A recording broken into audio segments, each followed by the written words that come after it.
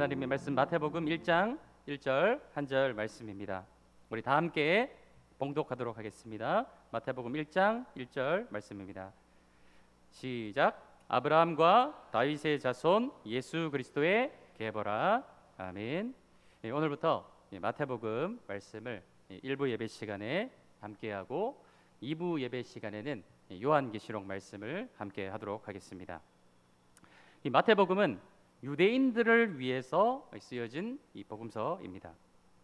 이 유대인들과 이 기독교인, 현재 지금 살아가고 있는 하나님을 믿는 사람들이라면 유대인들과 기독교인들이 있을 텐데, 유대인과 기독교인들의 공통점이 다 무엇이냐 하면은 메시아를 기다리고 있다라는 것이죠.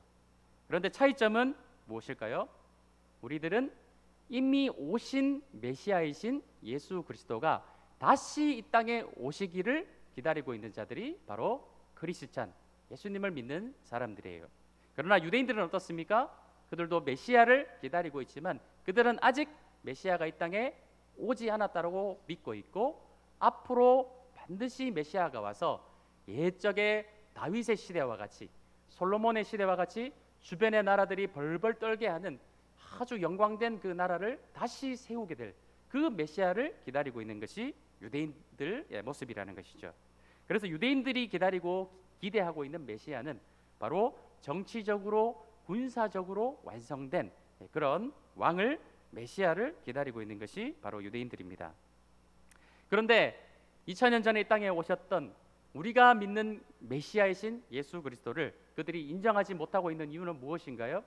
그들이 기다리고 있는 정치적인 군사적인 메시아가 아니라 그 예수님이 이 땅에 오셔서 십자가에서 로마 군인의 손에 의해 죽으셨기 때문에 그들은 절대로 예수 그리스도를 인정하지 못하고, 설사 예수 그리스도가 부활하셨다라고 믿는 유대인들이 있어도 그들의 말을 듣지 않고 오히려 그들을 박해하고 핍박하여서 죽였던 것이 바로 유대인들의 모습이고, 현재도 여전히 그 예수님을 메시아로 인정하지 않는 그 모습을 우리가 바라보게 된다는 것이죠.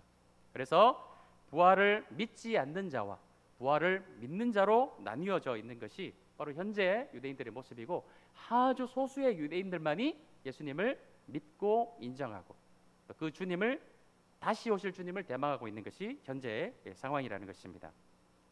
이런 유대인들을 대상으로 해서 아니야, 바로 예수 그리스도가 우리들이 기다리고 있던 진정한 메시아라는 것을 가르쳐주기 위해서 기록된 것이 바로 마태가 기록한 복음서가 되겠다라는 것이죠. 이 마태복음에 특이한 점이 있습니다. 우리가 복음서 하면 마태, 마가, 누가, 요한, 이 네 가지 이 복음서가 있을 것인데, 이 다른 복음서와 달리 마태복음에만 나타나는 아주 독특한 특징이 하나가 있어요. 그것이 무엇이냐면은 마태복음만 유일하게 천국이라는 단어를 사용하고 있다는 것이죠. 마태복음에는 천국이라고 말씀하고 있어요. 그런데 마가, 누가, 요한복음에서는 천국이라고 표현하지 않습니다. 그럼 무엇이라고 표현할까요? 하나님의 나라라고 말씀하고 있다라는 거예요. 그러면 왜 마태복음에서만 하나님 나라라고 말씀하지 않고 천국이라고 이야기를 할까요? 자, 이 마태복음이 대상이 누구입니까? 이방인들이 아니라 유대인들이죠. 유대인들은 하나님이란 단어를 차마, 이 거룩하신 하나님이란 이름을 차마 우리 연약한 인간의 입에 담을 수가 없는 거예요. 송구하여서 감히 어찌 그 거룩하신 하나님의 이름을 내 입술로 부를 수 있겠는가. 그래서 그들은 하나님이라는 이름을 차마 입에 담을 수 없어서 어떻게 하느냐, 아도나이, 주님이라고 부르게 된다는 것입니다.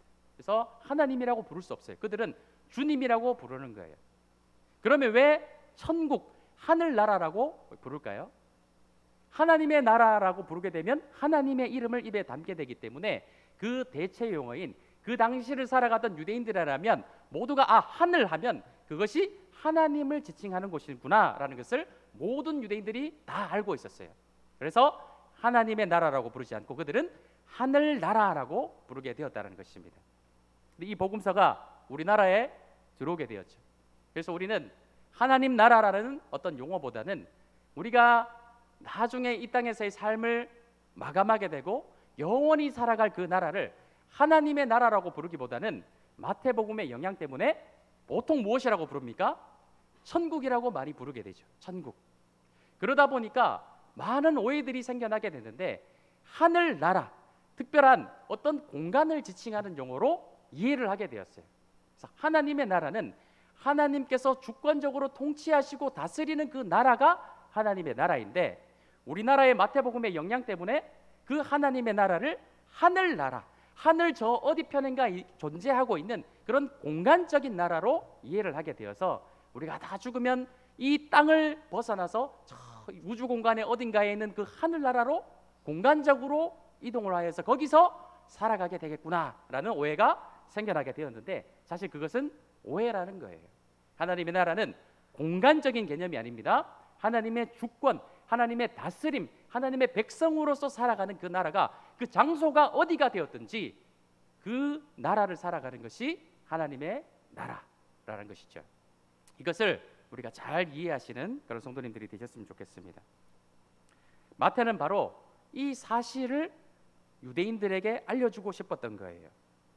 바로 임박한 도래한 하나님의 나라가, 세례 요한이 광야에서 외쳐서 회개하라, 천국이 가까웠느니라, 하나님의 나라가 가까워왔느니라, 그 하나님의 도래가 예수 그리스도로부터 시작이 되었고 예수 그리스도로 말미암아 완성이 되었고, 그 왕권을 하나님의 아들이신 예수 그리스도가 받아서 그 하나님의 백성들에게 유업으로 나누어 주는 그 나라, 함께 다스리고 통치하게 될 그 나라, 그 주인이 바로 예수 그리스도이시며 그 왕이신 예수 그리스도가 바로 우리들의 메시아다라는 것을 가르쳐주고 싶었던 것이 바로 마태가 유대인들에게 복음서를 기록한 이유라는 것이죠. 그래서 이 기록 목적은 예수님이 우리가 기다렸던 진정한 메시아이시며 구약 성경에 여러 번 예언이 되었던 이사야서와 스가랴서 등등을 통해서 예언되었던 그 메시아가 바로 예수 그리스도라는 것을 기록하고 있는 것이 마태복음의 기록 목적입니다. 그래서 우리가 마태복음을 읽다가 보면은 구약 성경을 자주 인용하고 있는 것을 보게 돼요. 그래서 그 스가랴서에 이사야서에 예언되었던 그 메시아가 바로 예수 그리스도시다. 또 마태복음을 읽다가 보면 자주 등장하는 용어가 있죠. 다윗의 자손 예수 그리스도다. 이 말씀을 많이 기록을 하고 있는 것을 보게 돼요. 그리고 마태복음을 우리가 읽었지만, 오늘 1장 1절 말씀만 읽었지만 마태복음의 처음에 무엇이 나와 있습니까? 바로 예수 그리스도의 계보, 족보가 나와 있는 이유도 바로 아브라함과 다윗의 후손으로서, 왕의 후손으로서 오신 예수 그리스도에 대해서 소개하기 위해서 족보가 맨 처음에 등장을 하고 있다는 것이죠. 근데 특이한 점이 있습니다. 1장 17절 말씀을 한번 보도록 할게요. 17절 말씀에 보면 그런즉 모든 대수가 아브라함으로부터 다윗까지 몇 대입니까? 14대, 14대라고 이야기를 하고 있죠. 다윗으로부터 바벨론으로 사로잡혀갈 때까지 몇 대입니까? 또 14대요. 14대. 바벨론으로 잡혀간 후로부터 그리스도까지 14대더라라고 말씀하고 있어요. 왜 굳이 이 족보를 14, 14, 14의 단위로 끊게 되었을까요? 이것은 다윗의 이름 때문에 그렇습니다. 우리가 이제 가나다라 마바사, 기역, 니은, 디귿, 리을 자음이 있지 않습니까? 우리나라로 치면 기역이 1번, 니은이 2번으로 치게 되면은 히브리어상 다윗의 자음이 다윗 할 때 자음이 세 가지로 구성이 되어 있는데 바로 4, 6, 4로 되어 있어요. 4번, 6번, 4번을 더하면 얼마가 될까요? 14가 된다라는 것이죠. 그래서 이 다윗의 자음 번호를 더하면 14가 되기 때문에 이 다윗의 이 예수 그리스도의 족보를 14, 14, 14 단위로 끊어냈다라는 것이죠. 그러니까 이유가 무엇일까요? 바로 예수님이 누구의 후손이다? 다윗의 후손으로 이 땅에 오셨음을 강조하기 위해서 의도적으로 마태는 그렇게 끊어냈다라는 것이죠. 실제로 요람 왕과 우시야 왕 사이에 3명의 왕이 더 있었는데 이 족보에 보면은 아하시야, 아달랴 여왕, 요아스, 이런 왕들의 이름이 삭제가 되어 있는 것을 보게 돼요. 의도적으로 14대로 맞추기 위해서 이 왕들의 이름을 몇 명은 빼버린 것을 우리가 말씀을 통해 보게 된다는 것이죠. 또한 이 구약의 이 마지막 계시 이 말라기로부터 400년 동안이나 하나님의 계시가 끊어지게 되는 아주 암흑의 시대를 지나게 됩니다. 우리가 지난 시간 다니엘서를 통해서 이 구약과 신약 사이 400년 동안 어떤 일이 일어나게 됐는지 몇 주간이나 공부를 하지 않았습니까? 말라기 이후로부터 약 400년이나 되는 그 긴 시간 동안에 하나님의 계시가 선지자들 통해서 선포되던 것이 완전히 끊어지게 돼요.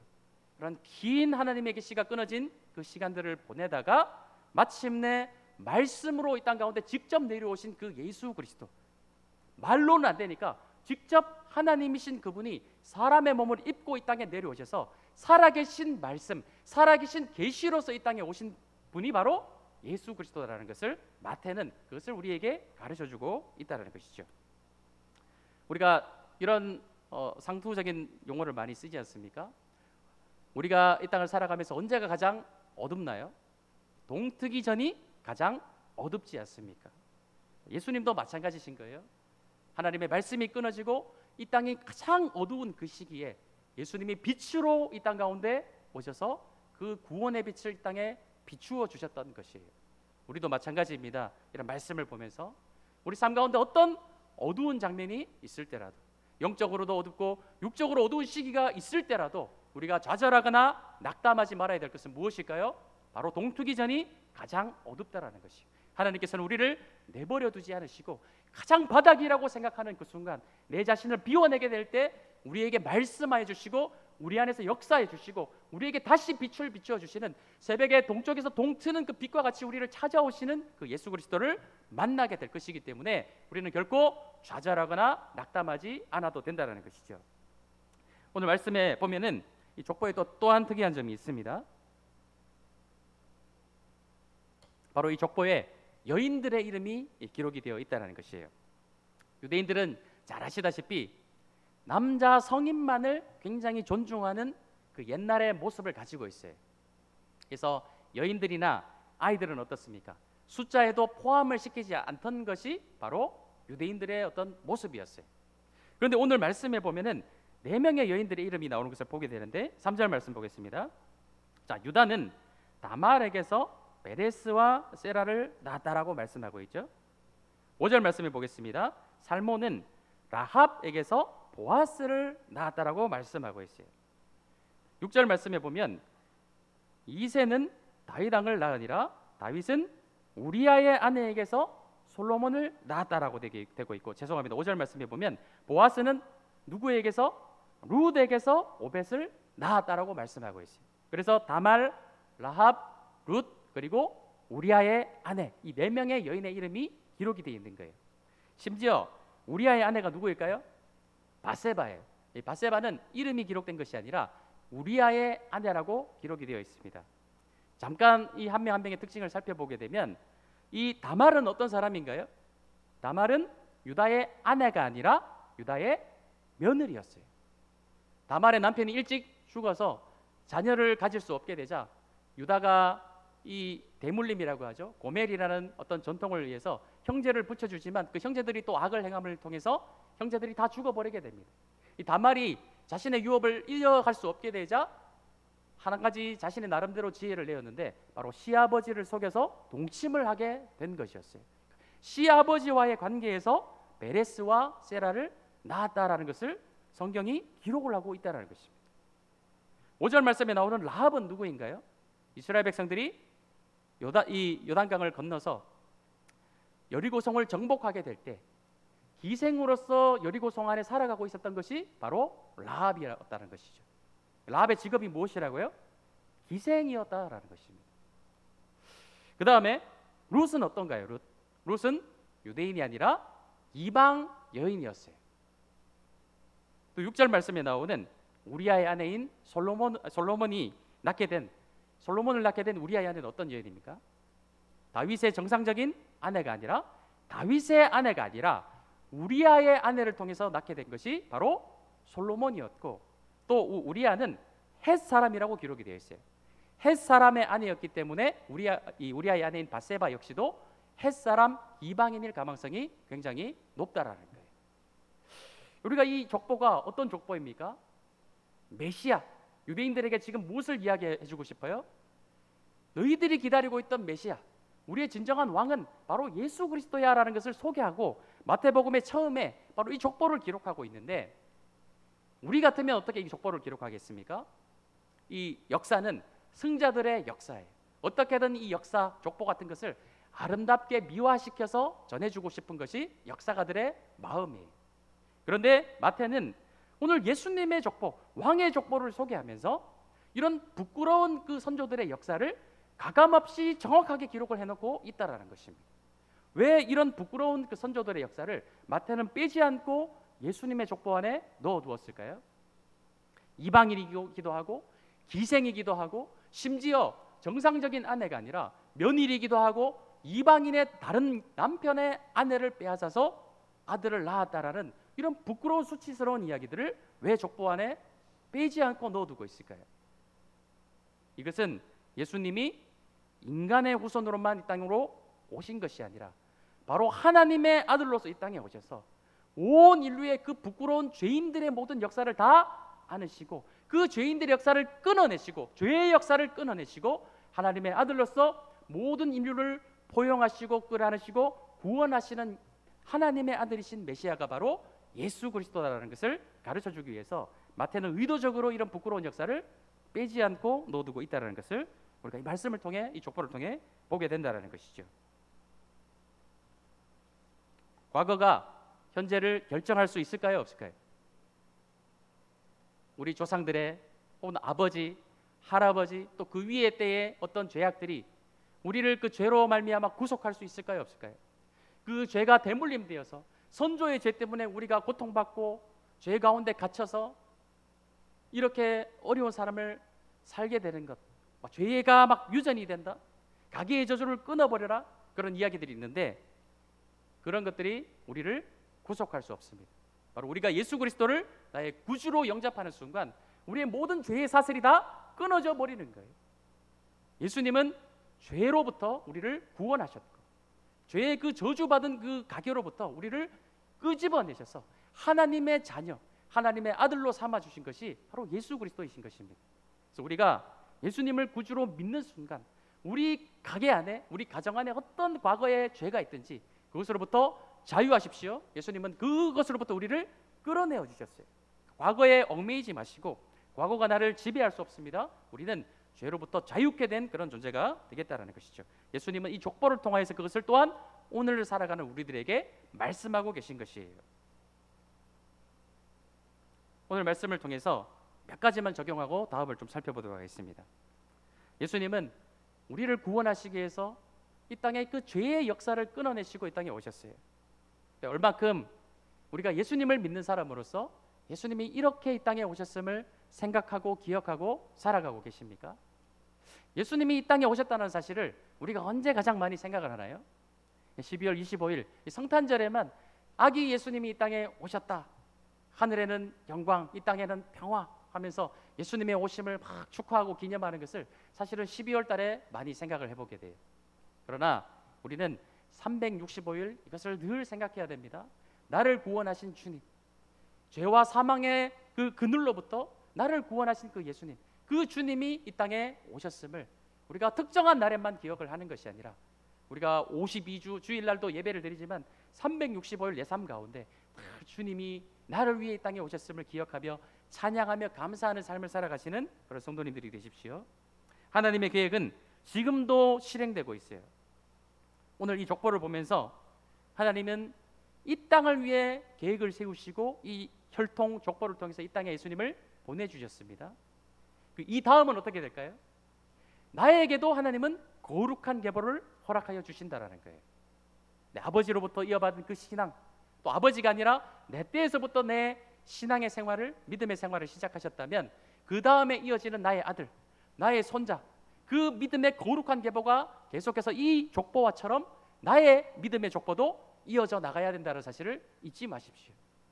하나님은 그 믿음의 거룩한 족보를 나를 통하여서 계속해서 이어나가기를 원하시는 분이 바로 우리 하나님이시고 예수 그리스도라는 사실을 잊지 않으시는 성도님들이 되시기 바랍니다. 또한 오늘 말씀과 같이 우리 집안의 어떤 환경이나 이 배경을 탓하지 마십시오. 우리는 다 이겨낼 수 있고 극복할 수 있습니다. 나의 현재의 상황이 어떠하든지, 내 과거의 상황이 어떠하든지, 내 과거의 집안에 어떤 일들이 있었던지 그런 것에 개의치 마시고 오늘 이 시간 나를 통하여서 하나님은 나를 통하여 모든 것을 새롭게 시작하시고 새롭게 모든 것을 거룩하게 이어나가신다는 사실을 잊지 않으시는 그런 성도님들이 되시기 바랍니다. 이 족보 다음에 보면은 어떠한 기록이 있습니까?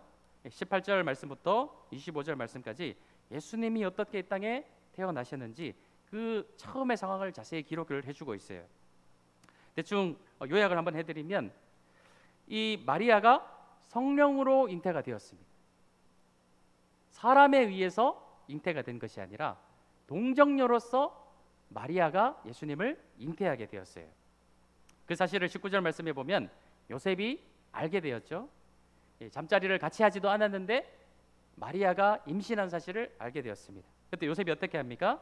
요셉은 의로운 사람이라 그를 드러내지 아니하고 가만히 끊고자 하였습니다. 드러내지 않고 가만히 끊고자 한 이유가 무엇일까요? 바로 의로운 사람이었기 때문에 자신의 의로움을 드러내기 위해서 그런 것이고, 또한 마리아를 살리기 위해서 그렇게 했다라는 것이죠. 이 유대인들의 결혼 문화는 우리나라와는 조금 달라요. 유대인들은 결혼하기 1년 전에 정혼식을 먼저 가집니다. 이 정혼은 결혼과 동일한 이 법적인 효과를 가지고 있어요. 그러나 한 가지 차이점이라면은 정혼은 결혼과의 차이점이 바로 아직까지는 동침을 하면 안 된다라는 그런 법칙이 있었다라는 것입니다. 그래서 이 정혼을 하게 되면 결혼한 것과 같은 동일한 이 효과를 가지고 있지만, 그러나 잠자리는 같이 하지 아니하고 결혼식을 1년 뒤에 치르고 나서 동침을 할 수 있었던 것이 그 당시의 어떤 유대인들의 문화였고 나름의 그런 법칙이었다는 것이죠. 그런데 이 마리아가 아이를 가지게 되었어요. 그렇다면 요셉은 어떤 사람이 되는 것입니까? 그 1년을 기다리지 못한 사람이 되게 되는 것이에요. 그렇기 때문에 요셉은 이것을 드러내지 않고 가만히 정혼을 파기하려고 했다라는 것이에요. 자기는 여전히 의로운 사람이라는 것을 나타내기 위함이었죠. 또 한 가지 이유는 무엇인가요? 그 당시 어떤 율법에 의하면 결혼을 하거나 정혼을 한 자가 다른 어떤 남성을 만나서 이 간음한 죄를 범하게 되면은 돌로 쳐 죽일 수도 있는 그런 율법이 존재하지 않겠습니까? 그렇기 때문에 요셉은 이를 드러내지 않고 가만히 끊음을 통해서 또한 마리아를 죽지 않게 하기 위해서 요셉은 그렇게 했다라는 것이죠.